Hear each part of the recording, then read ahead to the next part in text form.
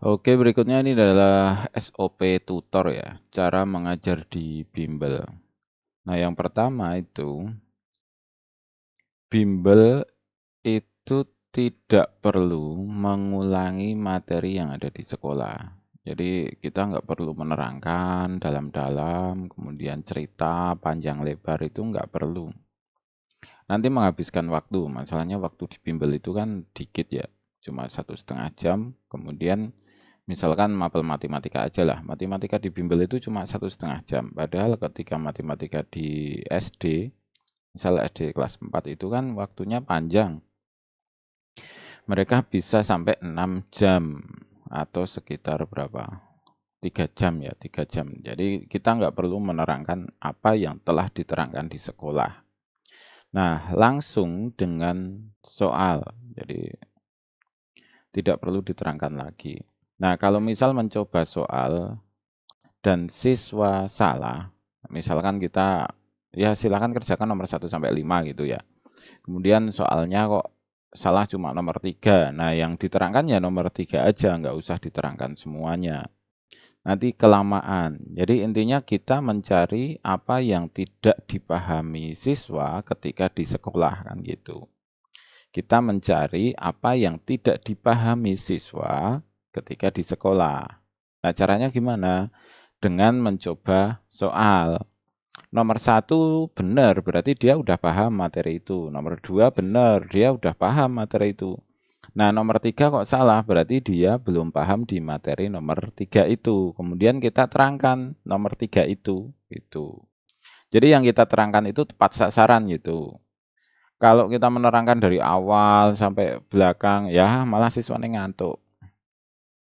Kemudian di bimbel cuma 1,5 jam. Dan itu targetnya besar ya. Target di bimbel itu besar nggak seperti di sekolah. Sistem drilling 2 sampai 5 soal. Jadi kerjakan 5 soal, 5 soal kalau SD ya. Kalau SD itu 5 soal, 5 soal. Kalau SMP matematika itu soal bahas, soal bahas.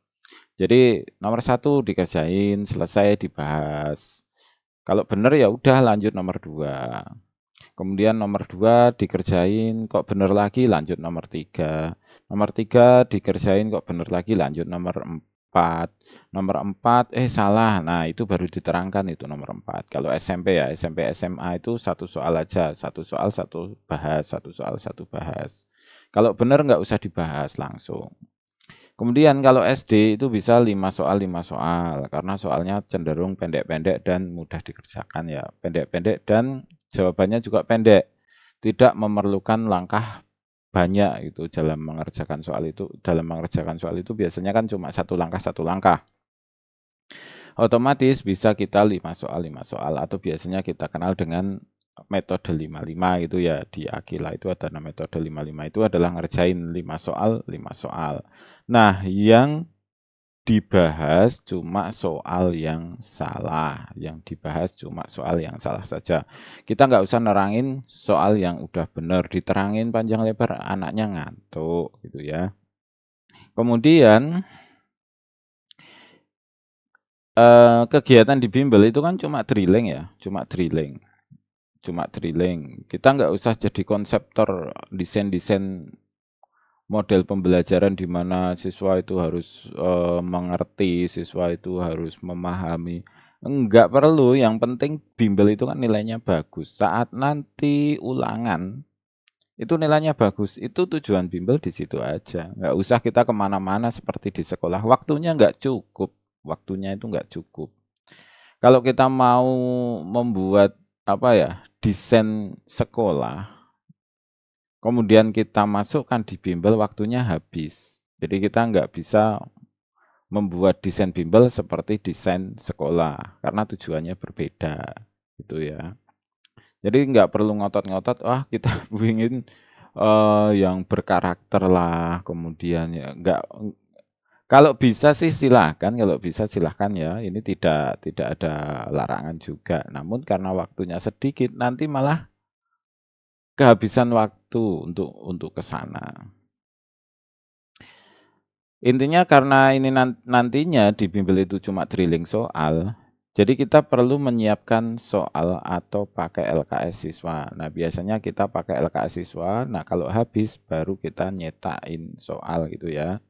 Kita nyetak soal ketika LKS siswa sudah habis. Yang penting ada soal yang dibahas aja gitu. Dan sesuai dengan materi yang apa dipelajari di sekolahnya. Nah, karena kurikulumnya itu sekarang pakai K13 ada, pakai Kumer ada. Nah, kita perlu bertanya ke siswa materinya apa gitu. Materinya sedang bahas tentang bab apa gitu. Paling enggak babnya itu sama. Kemudian tidak terlalu banyak cerita karena makan waktu. Jadi boleh cerita itu boleh, tapi dibatasi 5 menit saja gitu. Cerita itu ketika misalkan anaknya udah kelelahan, udahlah cerita dikit nggak apa-apa. Kemudian brainstorming ya, kita adain kuis, kemudian atau apa ya, ya itulah jeda-jeda pengajaran itu kan ada namanya apa, brainstorming ya. Itu silahkan saja, tapi jangan terlalu banyak, jangan terlalu banyak. Waktunya sedikit, jangan lupa waktunya itu sedikit. Kemudian ini yang penting banget, kecepatan belajar itu menyesuaikan kemampuan siswa atau personal learning. Jadi di bimbel itu kecepatannya karena banyak yang privat ya. Kalau misalkan nggak privat pun itu kelompok cuma 4 orang, 5 orang, 6 orang, kita bisa menyesuaikan kemampuan siswa. Jadi kalau siswanya lambat ya udah kita ikuti lambat. Kalau siswanya cepat kita ikuti aja cepat. Kalau siswanya menengah ya udah kita ikuti menengah. Jadi intinya ikuti kemampuan siswa. Nah, ini yang tidak ada di sekolah karena di sekolah itu satu kelas kan kelas besar, 32 siswa ya. Kemudian gurunya suruh mengikuti kemampuan siswa nggak mungkin.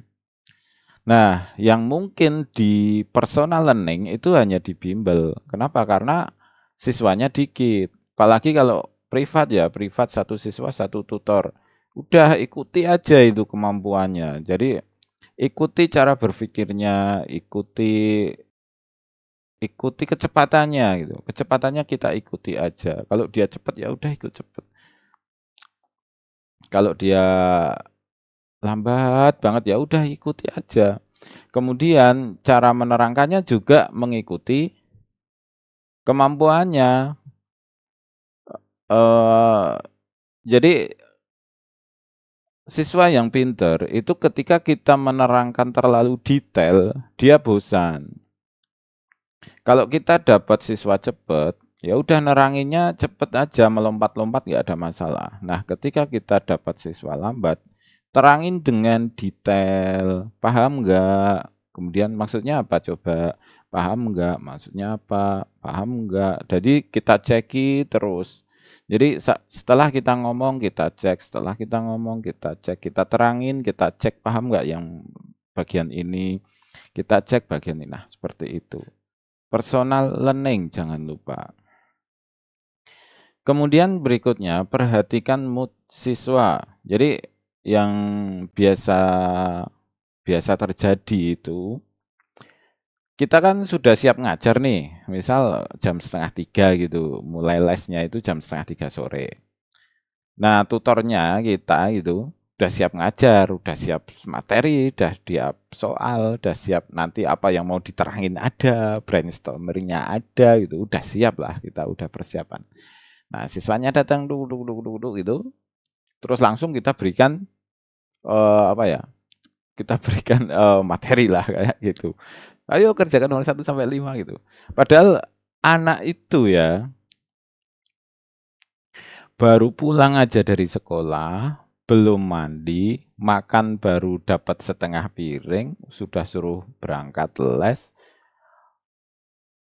masih belum merebahkan badan sama sekali. Otomatis moodnya itu kan berantakan bener. Jadi moodnya siswa itu kan berantakan. Terus kemudian kita udah siapan nerangin apa gitu yang sesuai nerangin dikit gitu ya, apa ya, penjelasan singkat gitu.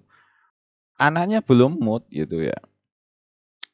Jadi, ketika siswanya itu belum mood, ditunggu dulu bentar gitu ya, biarkan dia istirahat. Mau minum dulu silahkan, kayak gitu.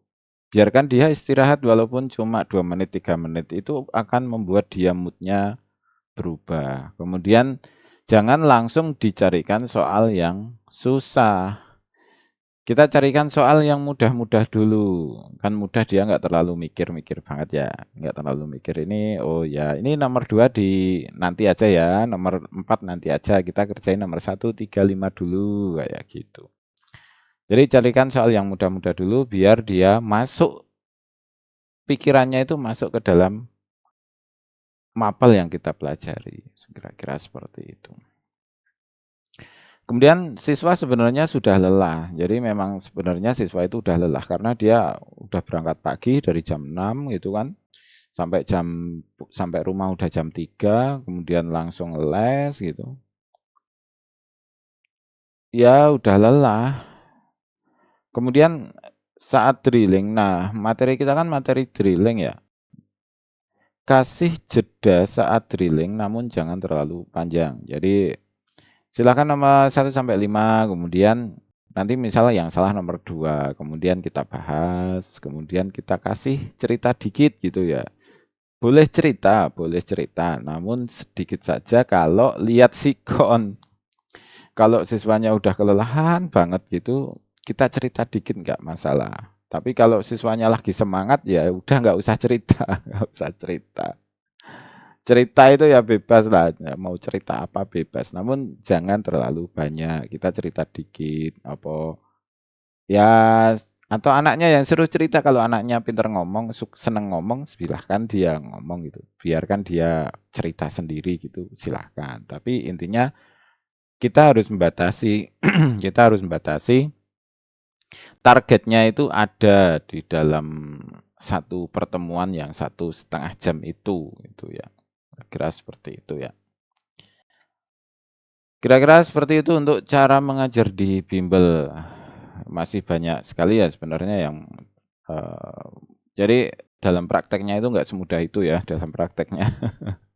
Dalam prakteknya itu nggak semudah itu, nggak seperti yang kita omongkan tadi lah gitu.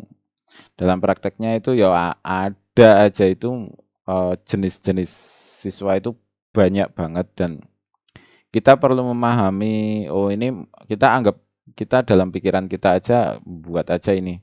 Oh, ada siswa model A, kemudian ada siswa model B, model C, model D. Kemudian kita buat ini desain pembelajaran model A itu seperti apa, desain pembelajaran B itu seperti apa, desain C itu seperti apa. Nah, intinya ini adalah jam terbang ya. Jadi ketika Anda sudah mengajar panjang, lama, banyak pengalaman, ya otomatis akan lihai dengan sendirinya. Ya, kira-kira seperti itu. Terima kasih, selamat mencoba dan semoga sukses selalu.